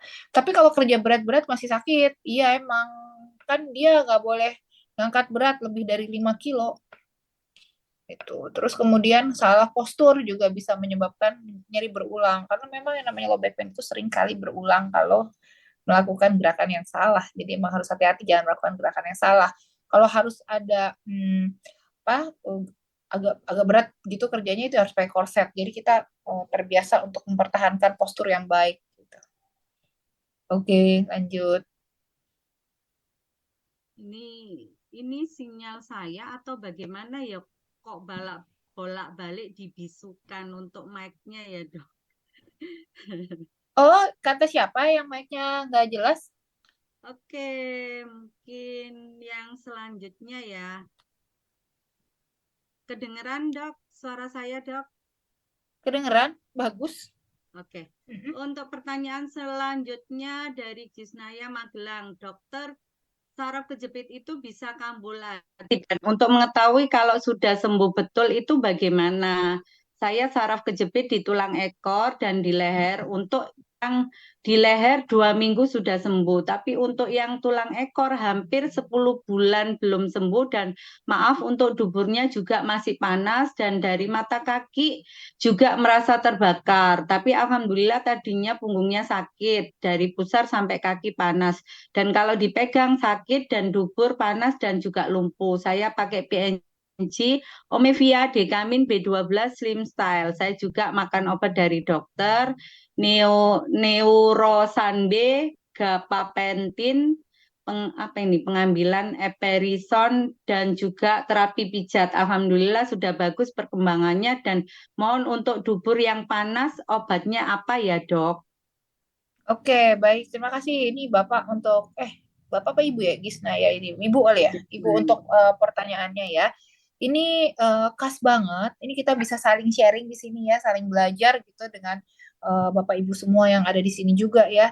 dari kasus-kasus yang dialami gitu. Ini jelas sekali yang namanya saraf kejepitnya itu jelas banget gitu. Dari cerita seperti ini aja udah jelas dan terjadi di beberapa segmen tulang belakang gitu, nggak cuma di bagian bawah aja, tapi di bagian atas, di bagian leher juga. Nah, kemungkinan kalau saya boleh sarankan, Ibu melakukan ini ada nggak ya di Magelang? Harusnya ada kali ya. Namanya ronsen whole spine. Whole spine itu artinya apa? Ronsen tulang belakang keseluruhan secara AP dan lateral. Jadi posisi tampak depan, posisi tampak samping. Kita untuk apa? Untuk mengetahui tadi kurvaturanya itu sebetulnya benar apa enggak? Ya. Jadi orang itu kan yang kurvatura itu harusnya ini. Sebentar, kita ini ya, kita buka lagi. Nah, kurvatura orang itu kan seharusnya seperti ini ya. Nah, jadi ada bagian melengkung ke depan, melengkung ke belakang, melengkung ke depan, melengkung ke belakang gitu. Nah, kalau misalnya di daerah leher dan di daerah sininya itu kurvaturanya tidak seperti ini, tapi berbentuk seperti ini, ya, nih, ini kifosis ini ke belakang. Kalau ini terlalu lordosis, nah, terlalu begini ya, pasti daerah sini ada yang terjepit juga. Terus skoliosis dia sebetulnya miring. Nah, ini perlu dilakukan ronsen whole spine untuk mengetahui, atau jangan-jangan ibu ada ini juga nih, ankylosing spondylitis, ada nggak nih bambu spine-nya nih. Nah, itu perlu diketahui sih, perlu dicek ya. Jadi itu rasa rasa apa namanya, rasa yang obat-obatan dokter tadi, Neurosanbe, gabapentin, Eprisone tuh untuk supaya ototnya nggak kaku ya, gabapentin untuk penjepitan sarafnya, Neurosanbe ya vitamin B12 itu ya, itu jangan di stop, tetap dipakai ya. Sementara PNG itu ya dipakai. Omevia sebetulnya nggak terlalu bermakna ya untuk saraf jepit ya. Slim cell ya tergantung berat badan ibu bagaimana nih. Kalau berat badan ibu besar ya perlu pakai slim cell, tapi kalau berat badannya nggak besar ya sebetulnya nggak perlu sih gitu ya untuk saraf jepitnya. Nah, terus jadi perlu dicek ya apa kurvatura tulang belakangnya bagaimana dan faktor apa yang menyebabkan kurvatura seperti itu dan bagaimana cara memperbaikinya, itu nanti postur tubuh juga harus dilihat gitu, harus diperbaiki ya. Tapi memperbaikinya seperti apa harus melakukan fotonya dulu gitu, karena kita nggak tahu kan sekarang ini fotonya tuh seperti apa gitu ya, tulangnya, susunan kedudukan tulangnya gitu. Jadi dari situ dulu perbaikannya ya. Nanti kalau misalnya itu semua udah diperbaiki, pasti penjepitan sarafnya udah bisa lebih rilis, ya akan perbaikan gitu Bu ya. Jadi yang jelas perbaikan penjepitan sarafnya itu harus ketahuan dulu seberapa terjepit itu. Terus kemudian mungkin nggak akan, sebenarnya dokter bisa tahu kok ini bisa selesai dengan fisioterapi gitu, atau ini bisa selesai dengan akupuntur, atau ini harus bisa selesai dengan, hanya bisa selesai dengan operasi. Itu dokter bisa lihat sebetulnya. Itu. Oke, Oke. kita main agak cepat ya dok, karena pertanyaan cukup banyak. Yang Iya. ketujuh, malam dokter, saya Evita dari Semarang. Kalau jari kaki kebas, apakah itu juga pertanda ada saraf terjepit? Belum tentu, karena bisa juga Belum kebas tentu. karena gula darah tinggi ya, itu bisa ya. Tapi kalau kebasnya sesuai dengan dermatom yang tadi itu yang gambar orang itu, Mm-mm. kebasnya sesuai dengan garis itu, ya itu bisa jadi tanda saraf kejepit. Tapi kalau hanya jari kaki yang kebas aja, cek gula juga penting, jangan-jangan gulanya tinggi ya. Oke, next. Oke. eh 8, saya Ida Kurnia dari Lubuk Linggo. Saya nggak bisa duduk dan berdiri terlalu lama. Kalau kelamaan duduk dan berdiri, pinggang saya nyeri. Jadi butuh istirahat, ditidurkan sebentar. Ini sakit apa ya dok? Tolong solusinya. Nah iya, ini sebetulnya awal-awal dari saraf kejepit ya Bu ya. Mungkin bisa pakai produk Ranmor yang tadi disarankan, sama pakai korset dulu deh. Kan ini masih akut ya.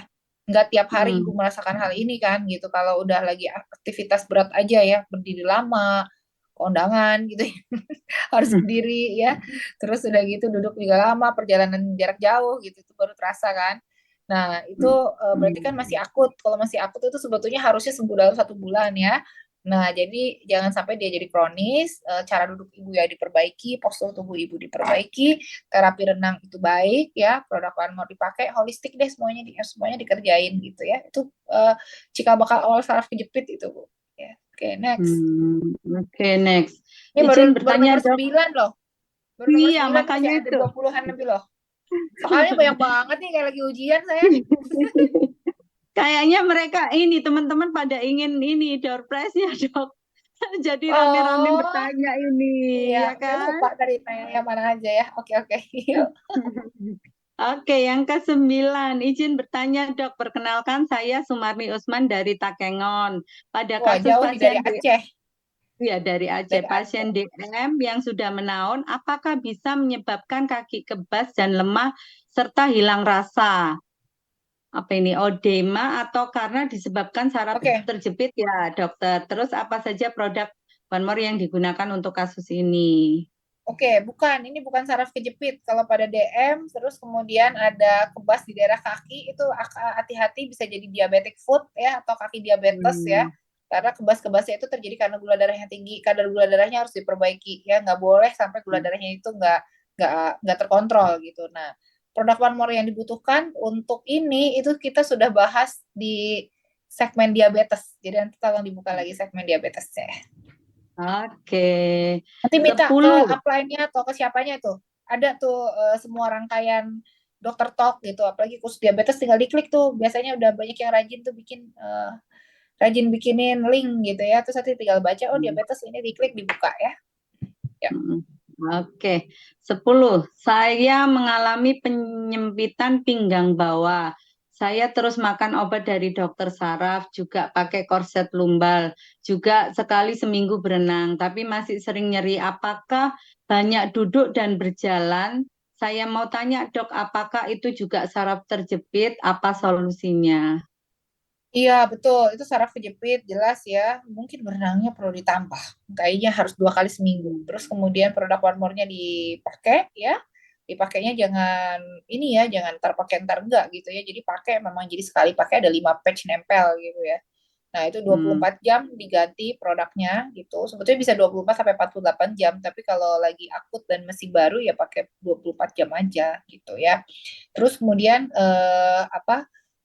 masih sering nyeri ya emang jadi ini tapi udah bagus, udah pakai korset, udah berenang, udah minum obat ya, tinggal ditambah produk One More sama dilihat saraf kejepitnya di bagian mananya udah dicek apa belum dan kenapa itu bisa terus jadi seperti itu, apakah ada kelainan dari hernia apa namanya, hernia diskus atau yang tadi bantalannya tuh loh, bantalannya nonjol, ataukah memang ada kelainan dari tulang atau apa, itu perlu dicari ya karena kita perlu tahu gitu penyebab pastinya apa.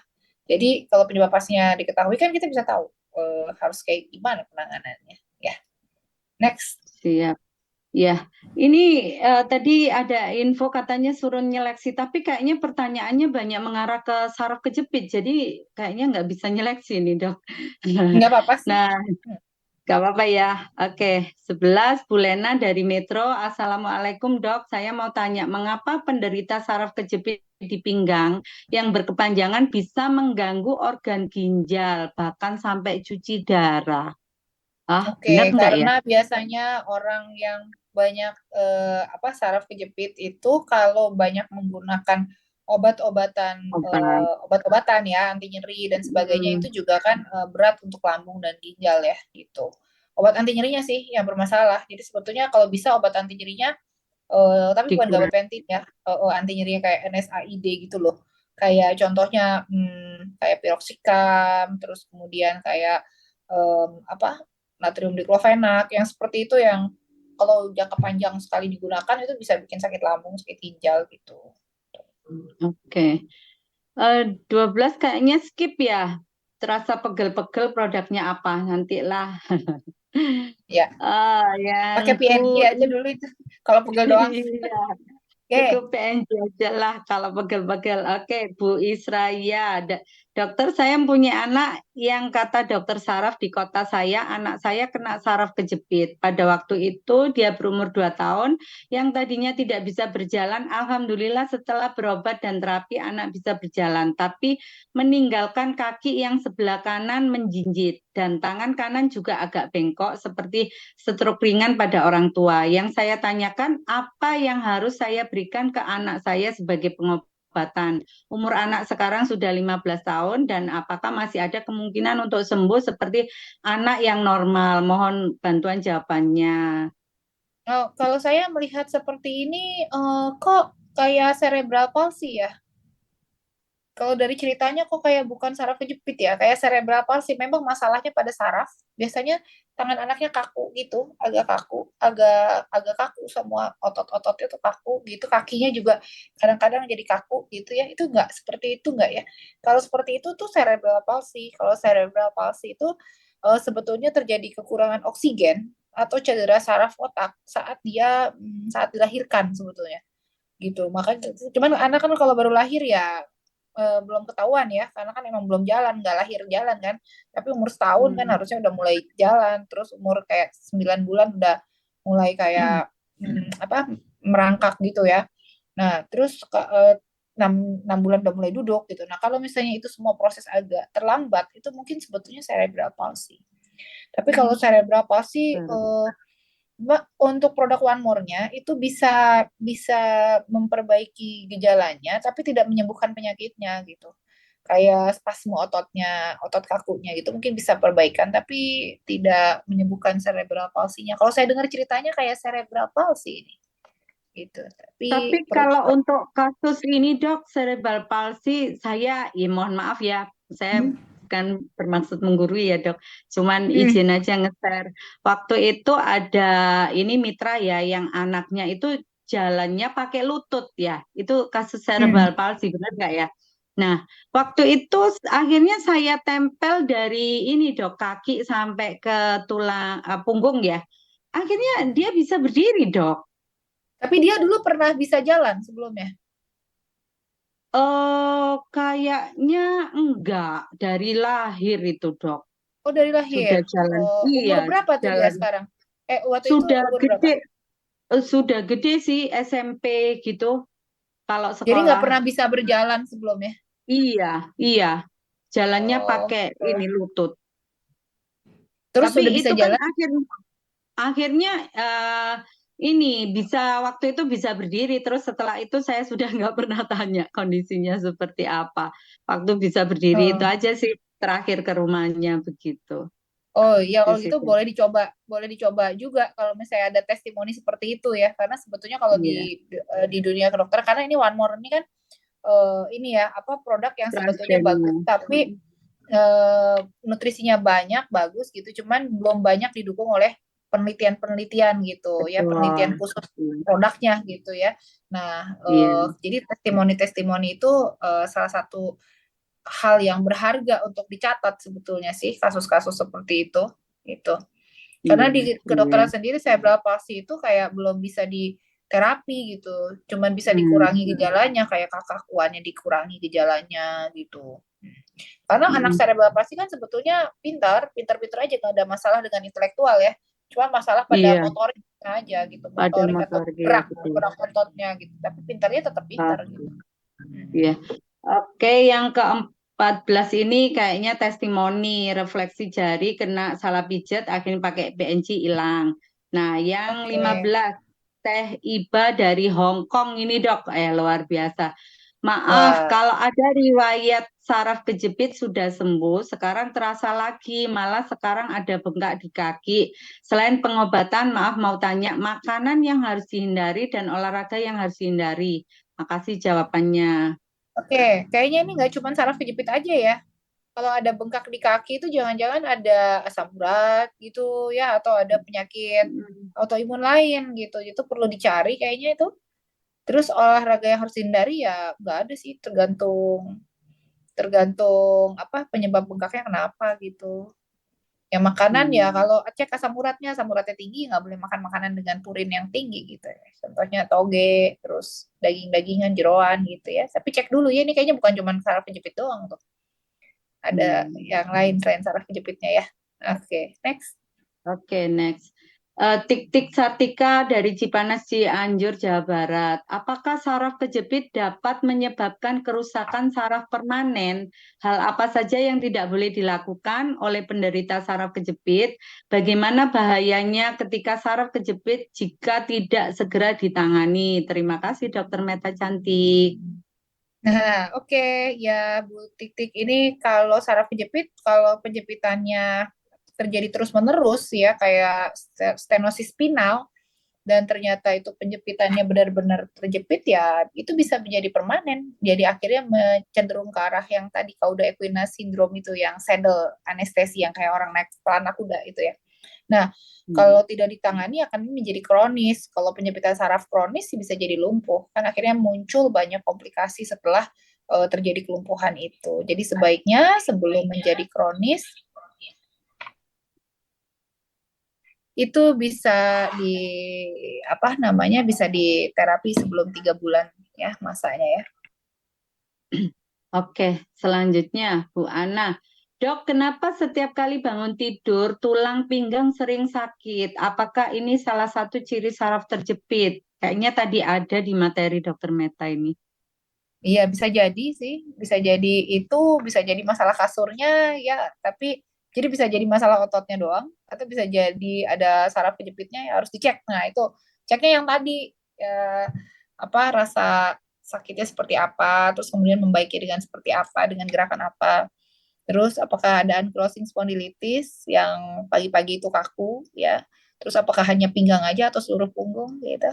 Oke, next. Jadi itu bisa juga sih. Ini yang selanjutnya kayaknya ini testimoni ya. Bu Loisa mengalami tulang ekor sudah lama, kira-kira 15 tahun sudah melakukan berbagai macam terapi termasuk memakai apa ini apa ini yang cukup mahal ya.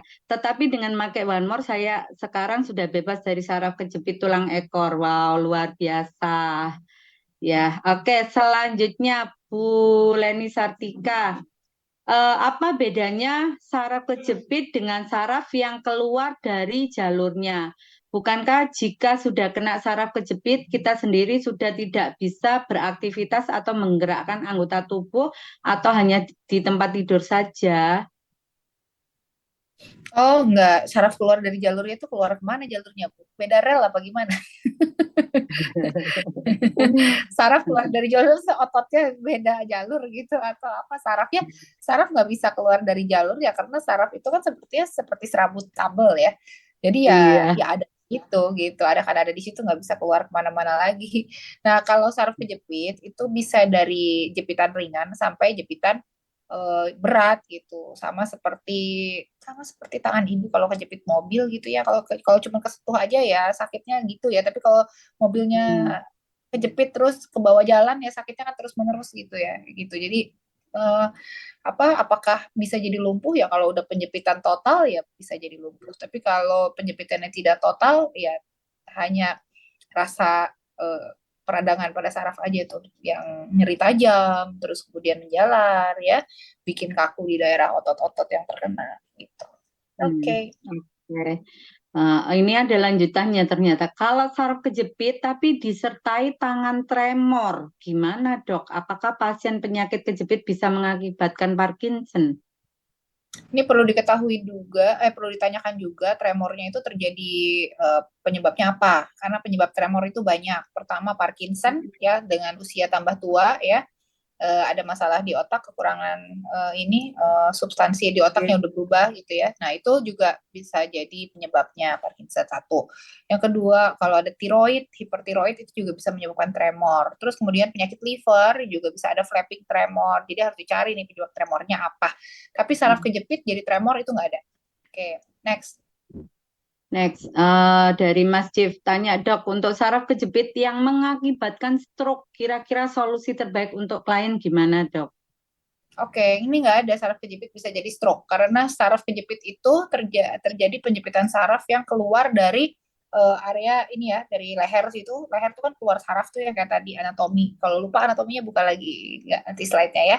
Nah, saraf yang dimaksud dengan saraf kejepit itu adalah saraf-saraf yang keluar dari leher, punggung ya, di tulang belakang itu semua kan ada saraf-saraf yang keluar. Nah, kalau terjadi penjepitan di saraf itu barulah terjadi kelumpuhan, tapi kelumpuhan yang disebabkan oleh saraf kejepit dengan kelumpuhan yang disebabkan oleh stroke itu berbeda dan penanganannya berbeda.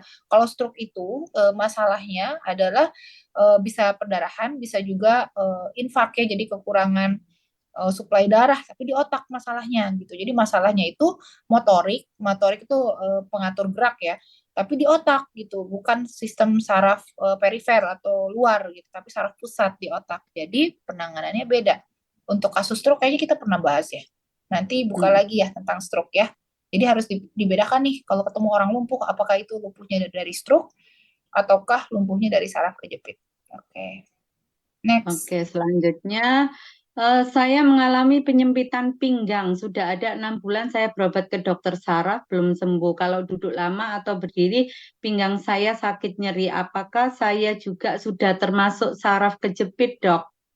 Tolong bagaimana solusinya? Bu Ini Nuri. kalau udah 6 bulan kan udah termasuk kronis ya. Harusnya ibu udah punya hasil MRI gitu. Nah terus hasil MRI-nya bagaimana?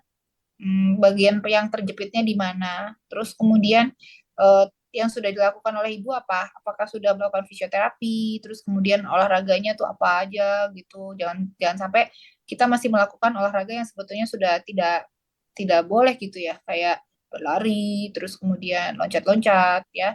Terus olahraga yang banyak menggunakan loncat seperti bounce, terus badminton gitu juga kan ada loncatnya ya.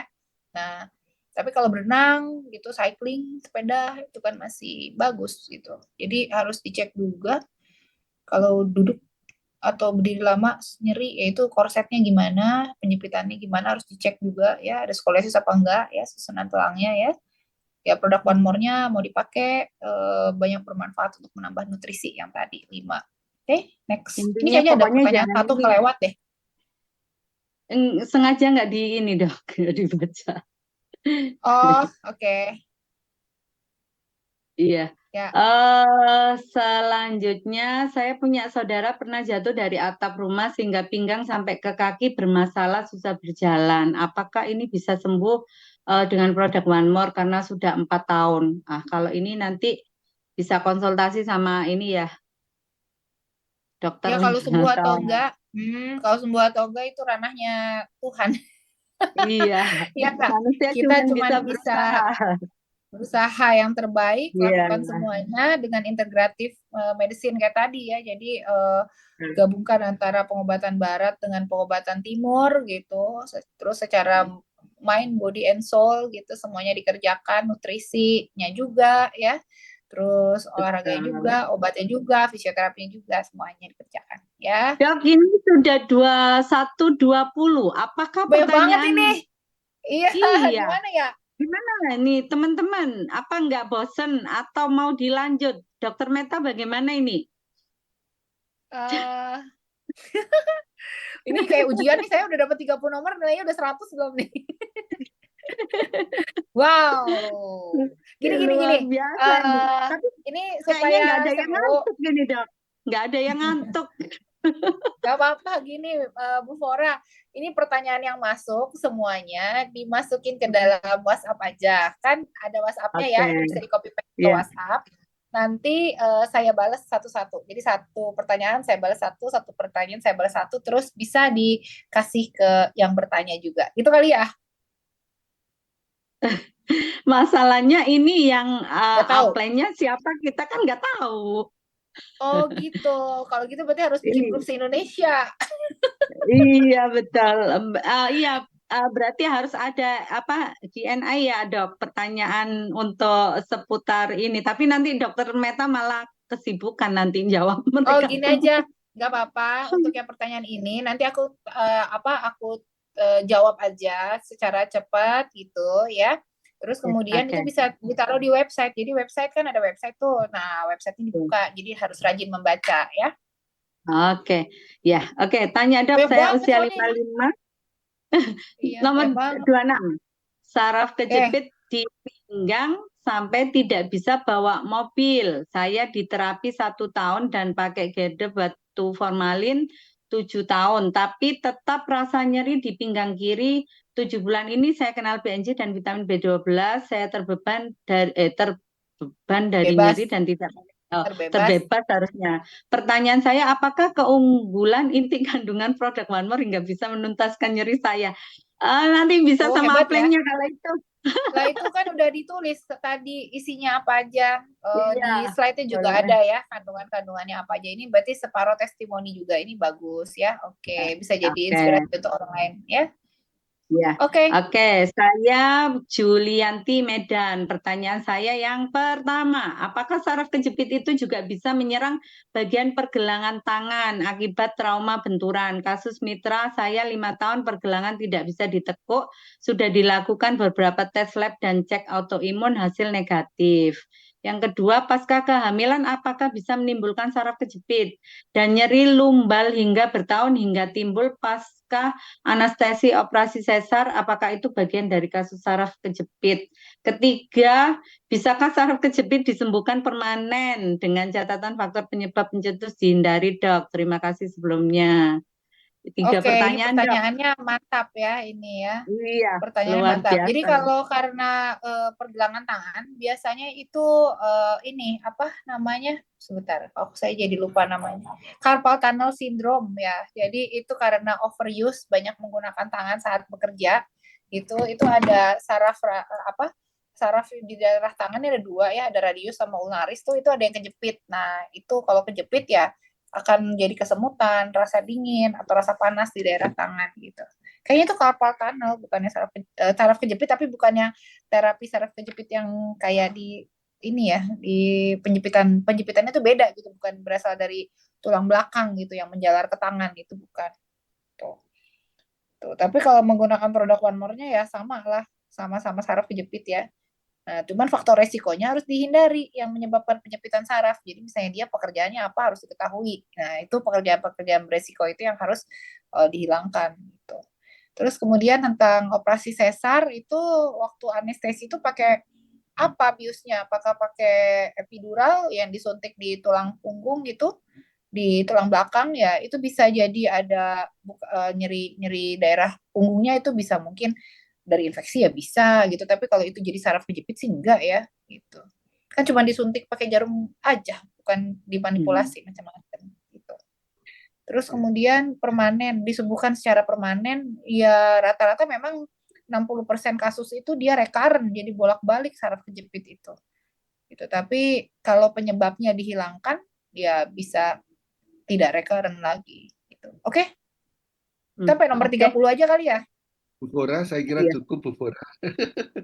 Nanti dilanjutkan Panjang di banget ya. ini. Bu, sudah 9, harusnya 9:15 tadi sudah selesai nggak apa-apa. Iya, makanya Eh, Ya, itu. ya, oke nanti oke. teman-teman dihimbau supaya like next time tepat waktu supaya tidak mulur. 9:30 Hmm. masuk. Terima kasih pada Dokter Meta. Atau begini, Dok, kalau ini pertanyaan kan memang cukup banyak. Mungkin di minggu depan lanjut untuk kasus ini atau bagaimana ya enaknya? Nah, nanti Terserah dibicarakan pemirsa. Iya, dibicarakan di itu Bu iya, Fora, iya. dibicarakan di Oke, tim iya. koordinator.